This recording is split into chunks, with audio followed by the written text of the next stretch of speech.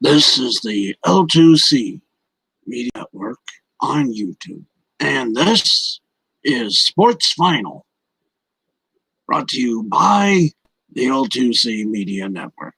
Now, with the latest headlines that, what is the thing we say? Now, for the latest headlines that become details in the world of sports, here's the Baxman, Steve Baxman. And how you doing, everybody? Welcome one and all to our little cavalcade of fun that we like to call the Sports Final, or just Sports Final, whatever floats your boat. Thank you, Harry, for that lovely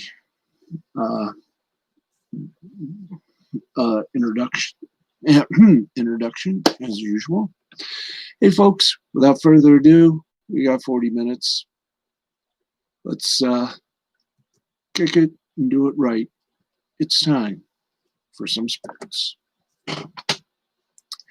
And as always, we bring you the best in sports on such a low budget, we can't help but wear shoes. Okay, let's get to it. Let's get to it, Pruitt. In the National Football League, the Washington team, which I like to just call them Washington, days after reportedly finalizing a deal with longtime Carolina Panthers general manager Marty Herney to run their own front office, Washington reversed course and named former Detroit Lion staffer Martin Mayhew as its GM ahead of the 2021 season. According to both the ESPN and the NFL Network, Herney will have a high-ranking front office job, per Ian Rappaport of the NFL Network, but it's Mayhew, the former San Francisco 49ers executive and ex-NFL cornerback, who will now be leading the team alongside coach Ron Rivera. Previous reports indicated the 55-year-old Mayhew will be joining Washington in an executive role, but not as GM. After 4 seasons with the 49ers, serving as both the senior personnel executive and vice president of player personnel, he became the first official GM in Washington since Bruce Allen, who drilled in his final years with the franchise as team president. He's also the third minority GM to be hired during the 2021 offseason after Brad Holmes and Terry Fontenot.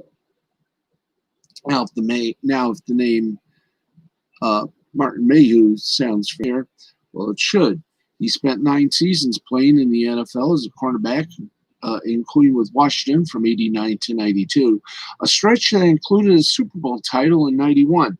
His front office career began in the start of the millennia in the year 2000 as director of football administration for the first rendition of the since revived, resold, and reburied XFL. From 2001 to 2015, he ascended the Detroit Lions personnel team, going from senior VP and assistant GM before becoming Detroit's GM, a role he held for 8 seasons. After a year with the New York Giants, he joined the Niners, working alongside GM John Lynch during San Francisco's recent NFC title run.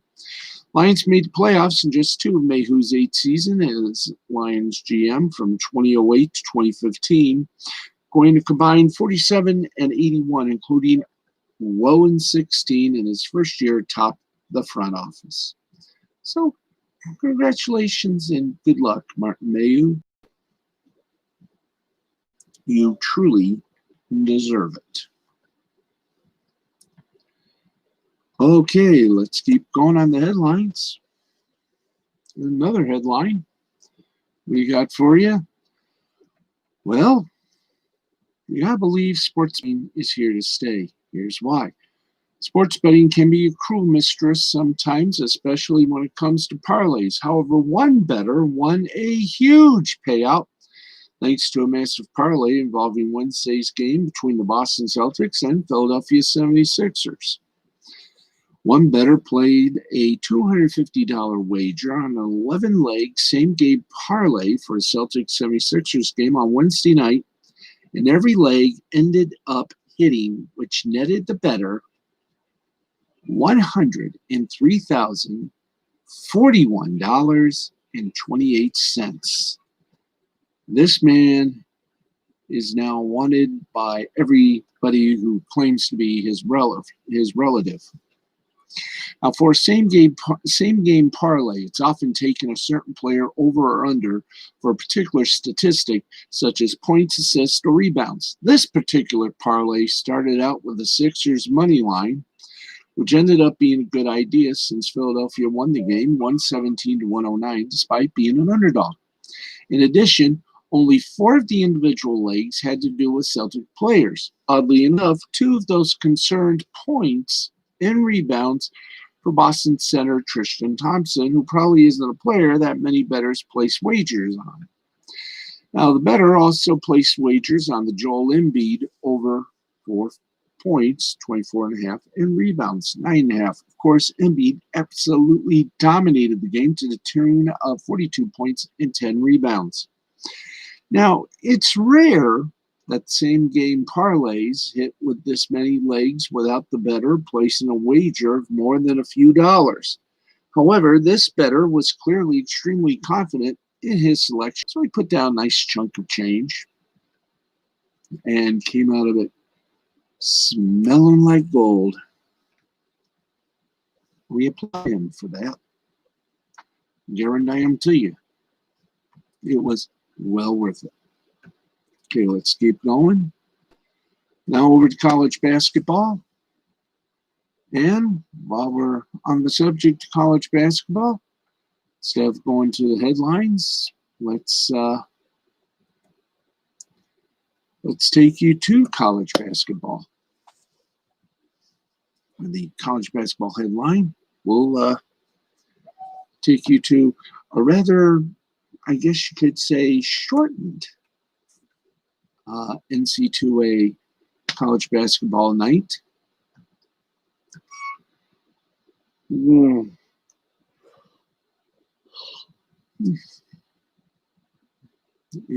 I will tell you this, certainly has been an interesting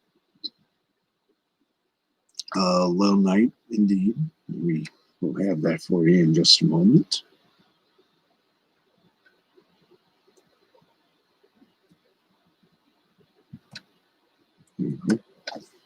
Okay, we're getting things ready for you. So here we go. There's only, I think, no, we don't want soccer, guys. We don't want soccer, at least not yet. Let's get over to men's basketball. Okay, thank you, boys. The boys in the control room are a rather interesting lot. Okay, I believe we are ready. Then let's go to it. We got a couple of games that are still in progress we'd like to tell you about right here, right now, ladies and gentlemen. By the way, all the scores that we give you tonight are sponsored by William Hill Sportsbooks, who remind you, as they remind everybody, to bet on yourself, but do so wisely. Have a gambling problem? By the way, William Hill Sportsbooks coming to Michigan. If you have a gambling problem, please call the hotline at 1-800-270-7177. That's 1-800-270-7177. Let's give you the score right now. And there's only 2 games that were played tonight for the men. Indiana defeated number 4 Iowa 81-69.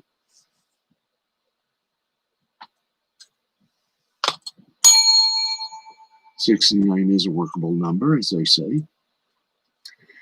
And our next score just happens to be 24th ranked UCLA.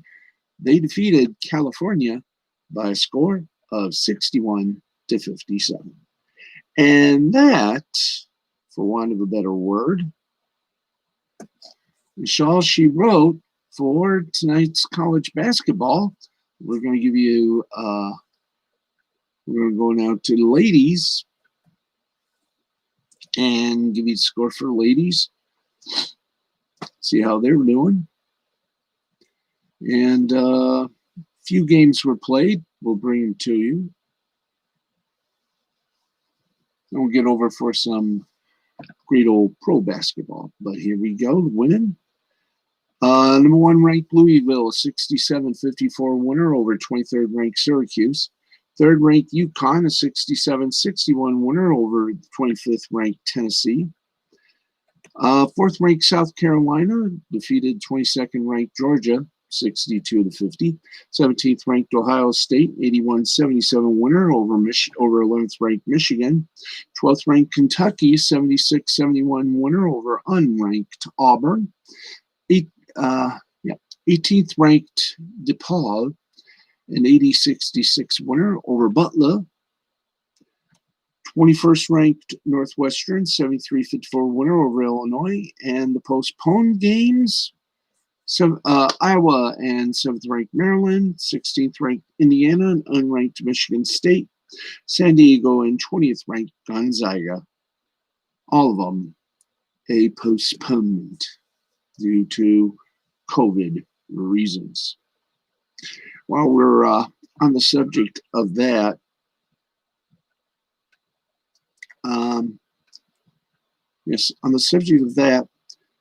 could the NCAA be headed for a mid-season shutdown? Here's the reason why they say that. Now, there's an issue looming over college athletes that might be even more pressing than the conundrum over conference tournaments that CBS Sports also reported on Thursday. Multiple conference commissioners and athletic directors told our friends over at CBS Sports in the past week plus that there's a growing sense of nervousness over the stability of the college basketball season in all winter collegiate sports for the next few weeks. The reason for this are twofold, both, of course, based around the ominous nature of the coronavirus. The first has to do with the new president of the United States. With Joe Biden in the chair, high-ranking NCAA officials are in a wait-and-see mode about monitoring case counts across the country and bracing for the possibility of federal shutdowns that could impact dozens, if not hundreds, of schools, prompting a mid-season pause in the process. A10 Commissioner Bernadette McGlade said when asked if she held these concerns, quote, "My answer is yes, yes, and yes. I think the anxiety level is high for myself and a lot of my colleagues and a lot of coaches. It's a constant. Everyone is just holding their breath." Now, the NCAA releasing its dates for the men's basketball tournament this week is not making matters any easier. While that new release projects confidence, it also poses a rigid scheduling problem if college basketball were induced into a February freeze. Said Big West Commissioner Dan Butterly, "Obviously, the vaccines aren't getting injected as quickly as they can. The virus levels are still spiking all over the country. It's one of those concerns that's out there." England just went into a lockdown to help with the vaccination process. New Zealand and Australia did it, and it seems to help kill the virus there. Biden hasn't come out with his plan yet. He's talking about masking for 100 days. He hasn't come out with a full plan yet, and there's an unease in college sport about what's going to happen as we get to February. Now, with vaccinations still not happening at a satisfactory pace, and with coronavirus cases still at unsettling high rates nationally, the issue and facet, which coaches and commissioners said could be just as threatening everyday students, Everyday students across the country have returned to college campuses. This has administrators griping. Quote, "There has been concern, there is concern, and will be concern going forward," Big Sky Commissioner Tom Ristorelli said. Ristorel said, quote, "The virus has been really unpredictable. It's been hard for us to manage as a country. It's hard for our level, both from getting students back to classes and getting into school, and for basketball teams to travel around and get games in. Everything I've tried to guess and plan out about the virus hasn't worked. It's really hard to sit here today on the 19th of January and say, I've got a really good feeling about this and this going forward. End quote. From November 25th until this past week, college basketball operated without the general student body on campuses nationwide. Despite this luxury, the sport still was seeing approximately 20% of its games postponed or canceled on a weekly basis. Is that number destined to balloon? At the top of the sport, more than 10 games involving ranked teams have been nixed this week. McGlade, who, in addition to being a commissioner, is also on the men's basketball selection committee, has been communicating perspective in the past month plus, as these concerns have swirled around the NC2A's membership.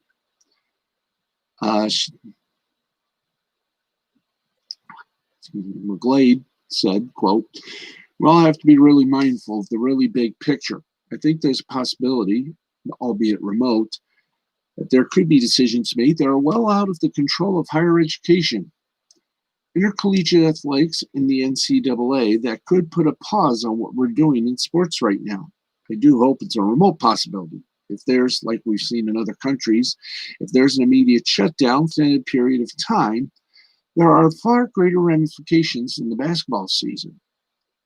Whether it's the economy, whether it's healthcare, whether it's the ability for people, literally, for families to survive and sustain themselves economically, I think those would be far greater and, devastating results of a national speak shutdown. I don't think it's completely out of the realm," end quote. Risturio said February is going to be so critical to his league and others because the time is just about up to push back games without real consequence. It's no longer post-prominent season, it's now cancellations. Big decisions will have to be made, and depending on the severity of the coronavirus situations at the end of February, how many leagues will feel comfortable bringing their teams together for league tournaments. Now, it's still considered more than likely than not that the season continues apace, but no one really knows for sure.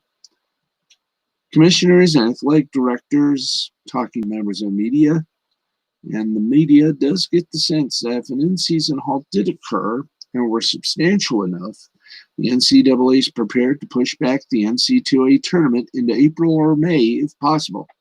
It can't afford to lose it like last year, and would look to play it in any way and at any time in the spring before not playing it at all. Not having an NC2A tournament for a second consecutive year will be ruinous for college athletes and athletics as we know it, and we couldn't agree more.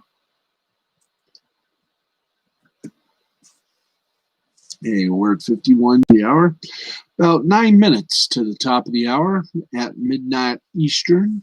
And we want to remind you, while we take this momentary pause for the cause, and I yawn for a bit.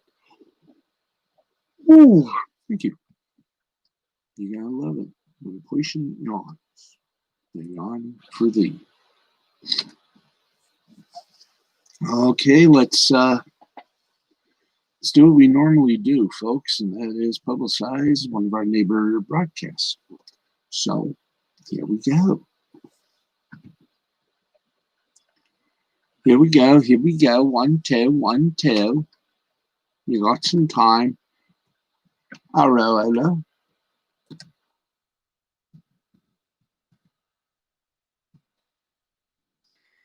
So, Will and Nick Ricada have a show tonight. By the way, last night's broadcast, the return of your friend and mine, the other humble scribe of law, Ty Beard, was fun. Was wonderful. And tonight, we got more of Law Splaining the Interwebs. Tonight, it's Melinda versus Jersh, Parler versus AWS, and maybe Twitter versus a minor. Lawsuit updates and roundups. So grab some whiskey and join Nick Ricada for Law Splaining the Interwebs tonight at midnight, only on the Ricada Law Channel here on YouTube. And now back to our show. That's right. Now back to our show. I gotta keep standing up or sitting up because you guys keep telling me I'm putting my face down. So there we go. So with that said, let's get back to some sport action for you. Right? And we're going to, let's get to the NBA. Boom. We got some other sports news for you. By the way, once again, I have to do this. All scores are presented to you by William Hill Sportsbook, coming to Michigan very shortly. William Hill Sportsbook. Bet on yourself, but bet responsibly. Have a gambling problem? Call 1-800-270-7177. That's 1-800-270-7177. And let's give you an update on the NBA scoreboard. And right now, we're going to say this is nearing the end of the third quarter. New York Knicks over the Golden State Warriors, 86-74. 6:23 remaining in the third quarter. The Utah Jazz are curtailing some New Orleans Pelicans, 86-8. Nice, tasty yawn. Final scores: the LA Lakers beat the Milwaukee Bucks 113-106, and that, believe it or not, is our NBA scoreboard. I know crazier things have happened, but it is. That's our NBA scoreboard. Let's get you some more headlines. And the big headline just occurred a few moments ago. The NBA, the Cavaliers, who are not having that great a season. Well, Kevin Porter Jr. is getting traded to the Houston Rockets, who have also not had the best of times this season. That's according to Shams Charania of The Athletic. The Cleveland Cavaliers will receive a protected second-round pick in the deal. Porter, the number 30 overall pick in the 2019 NBA draft, spent his rookie season in Cleveland, but he hasn't played so far due to personal issues. Porter originally fell to number 30, largely thanks to character concerns. In August, he was accused of punching a woman, according to a report by Cleveland.com. And in November, he was arrested on suspicion of possessing a weapon and marijuana. Porter reportedly had an outburst after his locker was moved to a different section of the locker room earlier this week, leading to Cleveland's decision to either trade or release him. Now, Porter had a very promising rookie season. He averaged 10 points on 44% shooting, but pushed that scoring above 14 points per game across the stretch from late January through early March, when he received more playing time. He did enough in that time for some to wonder if he, not number 5 overall pick, Darius Garland, was the proper long-term backcourt partner for Colin Sexton in Cleveland. Now he'll join a suddenly crowded Rockets backcourt. The starting spots are currently occupied by John Wall and Victor Oladipo, and veteran Eric Gordon is entrenched as well. That leaves Porter to compete with players like Mason Jones, Ben McLemore, and Daniel House for reserve minutes. But Hughes is not likely to contend anytime soon, with James Harden now playing for the Brooklyn Nets. Taking high-risk, high-reward swings on youngsters is typically a prudent move under such circumstances. Now, on paper, this is the sort of move the Rockets should be making. We saw glimpses of his potential in Cleveland. Now the Rockets will hope to find more consistent production out of their former round pick. And I don't blame them. They have not had one of the more brighter seasons in action. And before we go back to our headlines, let's give you some more scores. And we do so with a lot of polish.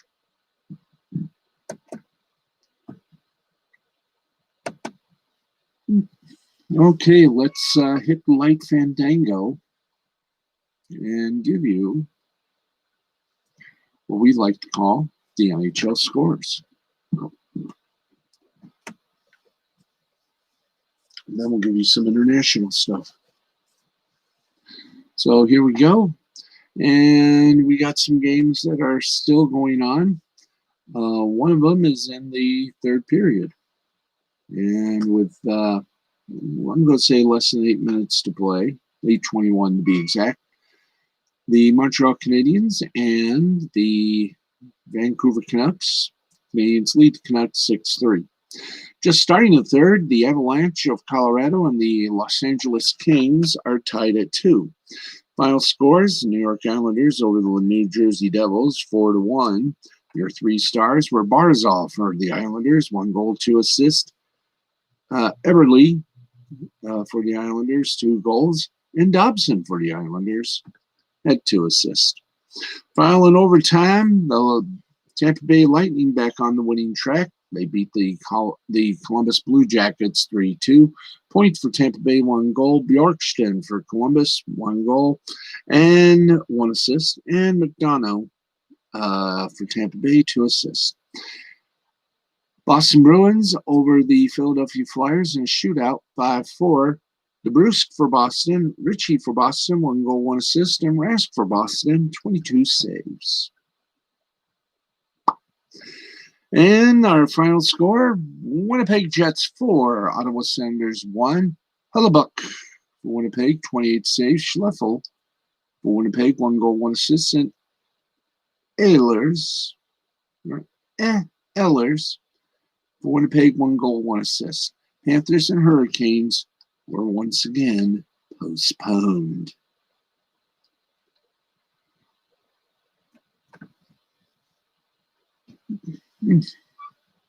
It's the suspense. Okay, let's keep going and give you another NFL news report. And the Steelers, well, they decided to take a chance. They did. Dwayne Haskins, how you doing? Dwayne Haskins, less than a month after being released by Washington, has signed a 1-year deal with the Pittsburgh Steelers, the team announced on Thursday. Haskins, who has previously visited with the Carolina Panthers, signed with the Steelers after reportedly having lunch with Pittsburgh coach Mike Tomlin. Shortly after the news broke, Haskins posted an image of himself signing his new deal. Haskins also revealed that he will wear number 3 after wearing number 7 in Washington. The 15th overall pick in the 2019 draft, Haskins was released following a subpar performance in Washington's Week 16 loss to the Panthers. Haskins' highly publicized violation of the NFL's COVID-19 protocols also contributed to his release. After being released, Haskins described what he called the worst week of his life during an interview with Darren Hayes of WUSA 9.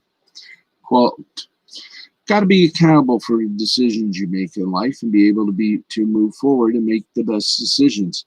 I have no doubt in my mind that I can overcome this island growth. No. What did I say? Island growth? Here you go. I have no doubt in my mind that I can overcome this, grow, and become a better person, a better athlete, a better quarterback, and a better leader. Because of this, that's something I'm praying and working on to show. I'm hoping that a new change in scenery will help with it. Well, it should. In 2 seasons in Washington, Haskins just went 3-10 as a starter. He completed 60.1% of his passes with 12 touchdowns and 14 interceptions. In 2020, the former first-round pick won just 1 of his 6 starts while throwing more interceptions, 7 to be exact, than touchdowns, 5. And while Haskins and fellow backup Kyle Allen went a combined 2-8 as Washington's starting quarterbacks, veteran Alex Smith, the likely comeback player of the year, went 5-1 under center while leading the football team to an NFC Cast divisionable. Now, while some of Haskins' struggles have been his doing off the court, the fact that he had to play for 3 different coaches and 2 different coordinators likely contributed to his lack of success. Haskins always also had to play behind an offensive line that allowed 50 sacks to Washington quarterbacks back in each of the past seasons. Good luck. He's going to need it. Okay. We are back on track, kids. There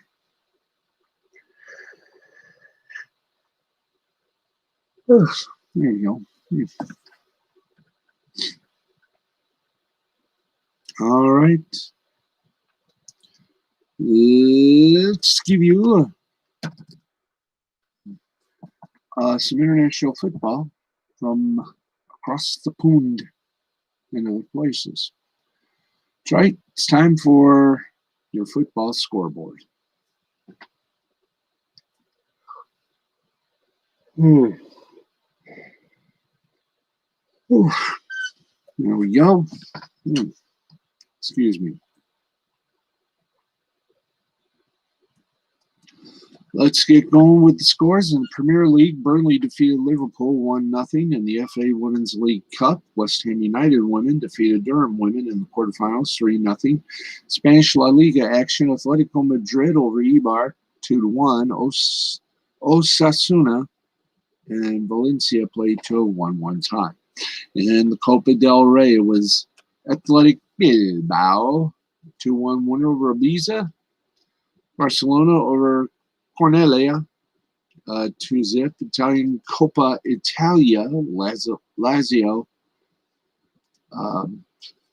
There we go. Where are we? Lazio 2-1 winner over Parma. In Belgian football action, it was Oud Evely Leuven over Zulte Waregem 3-2. KRC Genk and KAA Ghent ended in 1-1 tie. In Brazil, the Red Bull Bragantino defeated Vasco da Gama 4-1. Internacional defeated São Paulo 5-1. Flamengo over Palmeiras 2-0. Same score. Fortaleza 2, Santos 0, and Ceará defeated Goiás 4-0. In Portuguese Premier Liga action, it was Victoria Guimarães over CD National 3-1. In the Turkish Super League, it was Alanyaspor and Erzurumspor. Frank Karamusic for the that's it. All right. Let's see. Did we do Turkish? Let's see. Umzabor and Alanyaspor tied at 1. Besiktas 4-1 winner over Faith Kiri.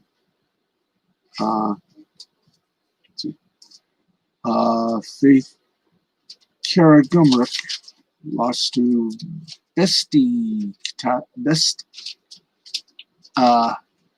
Besiktas 4-1. All right, Silver Spore. Let's keep this going here. Anna Karagümrük defeated Kazımpaşa 1-0, and Silverspor and Fenerbahçe ended in a 1-1 tie.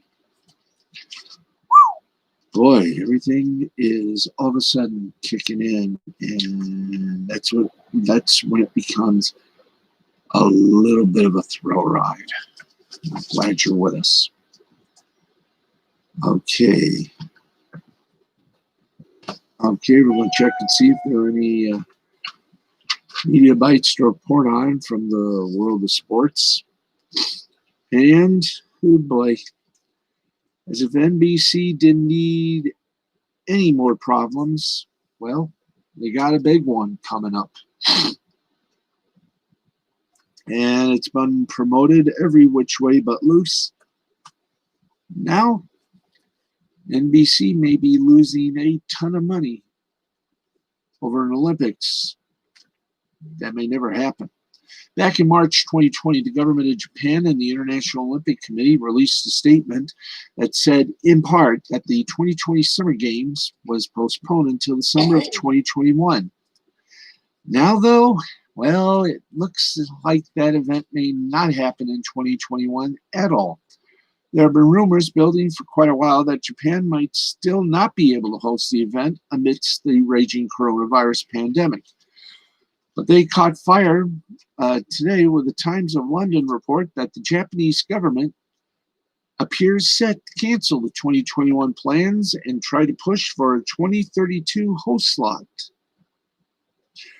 Now, some of the notable quotables from that piece, written by Richard Lloyd Perry in Tokyo, quote, the Japanese government has privately concluded that the Tokyo Olympics will have to be canceled because of the coronavirus, and the focus is now on securing the games for the city in the next available year, 2032. According to a senior member of the ruling coalition, there is agreement that the games already postponed a year are doomed. The aim is now to find a face-saving way of announcing the cancellation that leaves open the possibility of Tokyo playing host at a later date. The source said, quote, no one wants to be the first to say so, but the consensus is that it's too difficult. Personally, I don't think it's going to happen. Now, none of this is official at this point, of course, and it's significant that the national sports organizations like the U.S. Olympic Committee are saying they haven't heard this at this point. And cancellation here would be a huge upending for all of the sports that have tried to establish qualification procedures for 2021 games. But the Times sources here seem to be well placed, and this is certainly a boost in prominence over the reports that had emerged before this. And if this cancellation does happen, and if the Summer Olympics aren't moved elsewhere, it would certainly be challenging. It would certainly seem to be challenging to do that on short notice in the middle of a pandemic. But we've seen leagues contort themselves to a lot over last year. That's a huge blow for U.S. Olympic broadcaster NBC, which provides a significant portion of the International Olympic Committee's funding. In particular, the Olympics are such a huge focus for NBC, and moving them even a year was already a big problem for them. Moving the games yet again could be even more disastrous. See what happens with the planned 2021 games. They're scheduled for June on NBC, they're scheduled for July on NBC. Good luck. All right, it is 11 minutes past the hour of midnight. And ooh la la. A couple of TV executives are believed to be contenders to replace Larry Scott as Pac-12 commissioners. Interesting, maybe. Larry Scott and the Pac-12 have been a pretty rocky marriage, so credit to both parties that they found a pretty clean way to wind down Scott's tenure. The Pac-12 now become the third Power 5 conference to replace a longtime commissioner over last year, following the Big Ten, which went with Kevin Warren in June 2019, following Jim Delaney's retirement, and the ACC, which went with James Phillips in December 2020, following the retirement of John Swofford. Now, under Scott's tenure, the Pac-12 fell further and further behind the other Power 5 conferences in just about every significant measurable metric, from preschool payouts, network distribution, and profitability to football success. Thus, whoever the new Pac-12 commissioner is won't exactly be inheriting an easy situation, but still a pretty prestigious job and one that will attract an impressive list of candidates with strong backgrounds. Now, given the Pac-12's litany of issues on the media front, smaller amounts of TV money, inconvenient kickoff times, fewer households for their cable networks, and no media partner for said networks, there is some thought that the conference may opt to target someone from the media world as the next commissioner. Early speculations pointed to ESPN's Burke Magnus and former Fox Sports and Hulu CEO Randy Freer as strong contenders. Now, Yahoo's Pete Thamel was the first to identify Magnus as a candidate. Magnus was recently rumored to be in the final running for a recently filled ACC commissioner's job, which ultimately went to Northwestern athletic director Phillips. He was also mentioned as a candidate for the Big Ten job, which ultimately went to Minnesota Vikings COO Warren.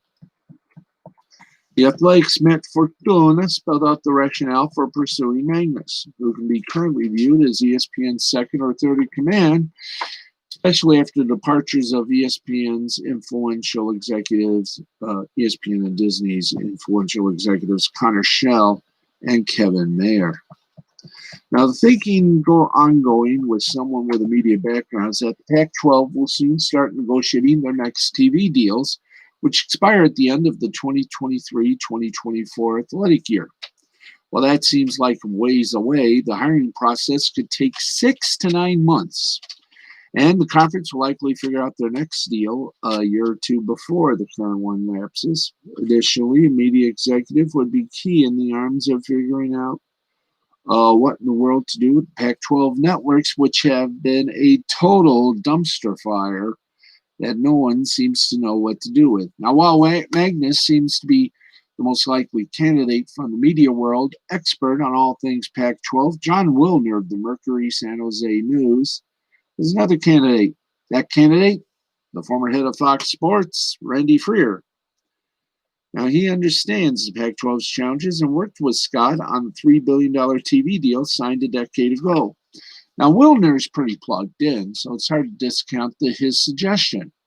Although, if someone like Freer, who recently ran Hulu, is realistically in play, given that other media opportunities would potentially be A, more lucrative and stable, and B, less scrutinized. Wilner also makes the case that despite the popular conjecture that a media hire was likely, it may not actually be the best path forward. Now, if there's one thing we've learned, anything from the commissioner searches, from the recently completed Big Ten and ACC searches, is that A, these things are hard to handicap, and B, conferences sure do keep a pretty tight lid on the process. So it's very possible we won't hear much going forward regarding Magnus, Freer, or any other candidates until a decision is actually made. Now, it is an interesting time at the four-letter gigantus that they call ESPN right now, with a brutal stretch of layoffs, strategic change in the cord-cutting world. So perhaps Magnus sees this as a great escape hatch from the worldwide total sports leader network. Meanwhile, Freer is a free agent, so maybe the prestige of being a P5 commissioner gets him back in the game. Either way, whoever the conference lands on as the next commissioner, it's pretty clear that the Pac-12 has a pretty extensive list of issues that need to be addressed. That patience from fans is ending quick.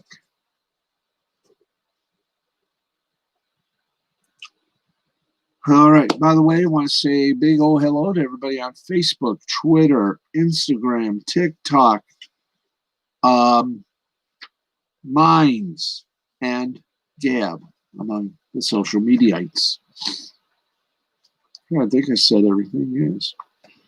HBO to launch Real Sports Companion podcast coinciding with its season debut on, of course, HBO.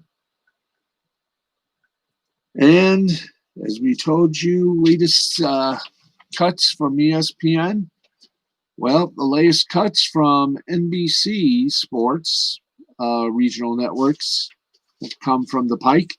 It's been over 5 months since the last time NBC Universal made sweeping cuts to their digital sites and regional sports nets.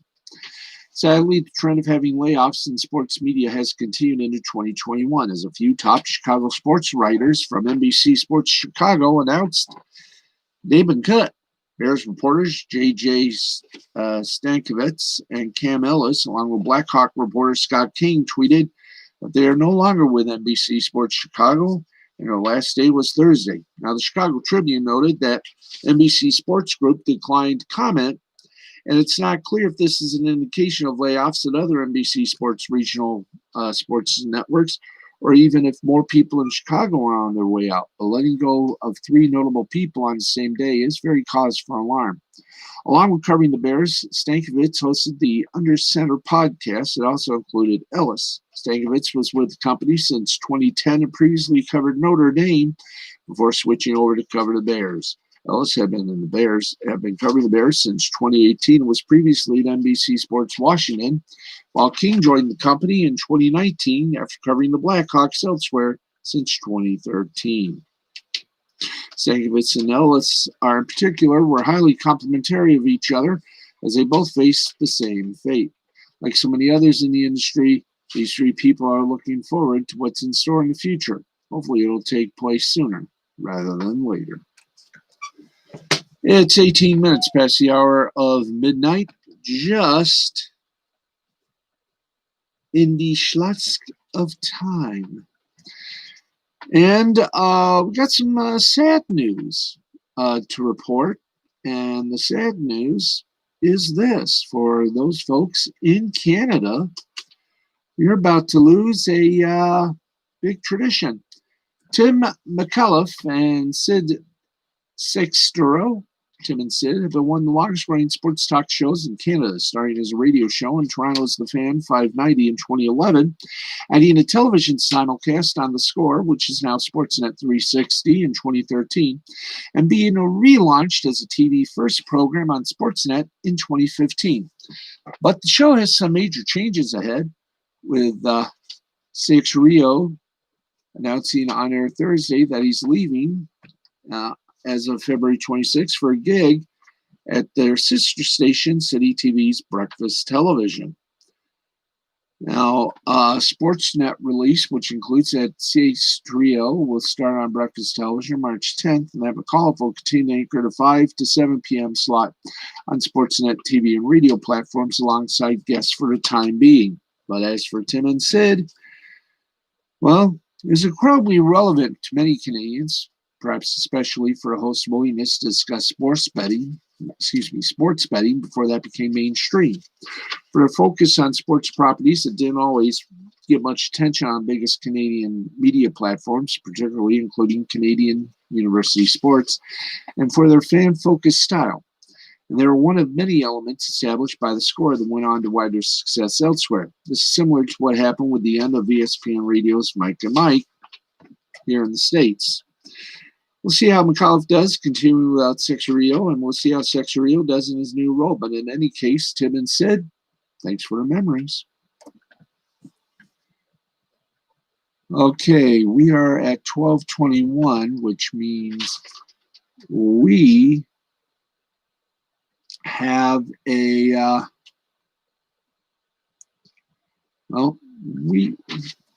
we got a scoreboard. We got to do the scoreboard. So start scoreboarding. That's right. It's time for the scoreboard. 12:21. My gosh, we're going to be an hour. It's an hour show. Well, almost an hour. But let's round it off and do it quickly so we can get on to business at foot. Or is that at hand? I think it's at hand. Hand. There you go. Chest. Okay, let's quickly to run into baseball. We do so with, thank you. We do so with equilibrium of pride. And in the Australian Baseball League, Perth and Sydney were postponed. In Colombia, the LPB playoffs, Vasqueros de Monterrey and Calmans, well, they don't start quite yet. We do have a final score from Puerto Rico, their playoffs for baseball, the LBPRC. Guerrillos, no, are those O's? My God. Let's see. Are them O's? They're C's. Criollos Caguas and the Indios de Maguez 4-0 Caguas. And that's a strange Novell look at baseball right there. Let's get to your top scores. We've already done some of the action for you as I straighten up my soul here. Get everybody ready as we have about, 7 minutes. Wow. Okay, here we go. Whoops. We hit the wrong button, boys. Yeah, we did. But I think we can get to it here. Okay. One more bite, please. Thank you. Okay, let's go to basketball in the EuroLeague. Zenit Petersburg, an 85-78 winner over Anadolu Efes. Panathinaikos, a 94-78 winner over Kimiki. Maccabi Tel Aviv, an 86-84 winner over Real Madrid. Lyon Villeurbanne, a 90-77 winner over Valencia. And Olimpia Milano, 75-51 winner over Bayern. In hockey in Sweden, Brynäs defeated Oxfam 3-1. Rogel defeated the Gardens 5-3. Leksands over Frölunda 5-4. Växjö over Luleå 2-0. Skellefteå over HV71 4-2. And in the Czech Republic, Pardubice over Karlovy Vary 4-3. And that, my friends, is that. Glad you could be with us for this edition of the Sports. I keep calling it the. It's just Sports Final. That's Sports Final for tonight. I'm Steve Baxley. We went beyond the 45 or even 40 and 45 minutes. We have fun with you. We made it 51, almost 52 minutes of scores and fun. We're glad you were here with us. But for now, I'm Steve, the Baxman Baxley. That is going to wrap things up for us on a late Thursday on the West Coast, early Friday morning on the East Coast, and here in the Midwest, we're neutral. We'll see you tomorrow night at 11:30.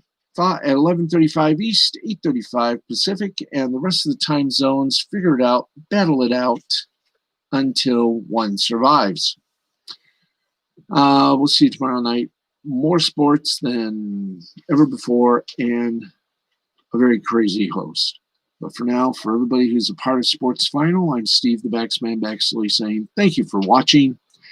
And this has been a presentation of Mystifying Creativity Productions in association with the L2C Media Network and L2C Sports. And for everybody here, thank you for watching. Have a very pleasant evening, morning, wherever you are. We'll see you tomorrow night. Bye-bye.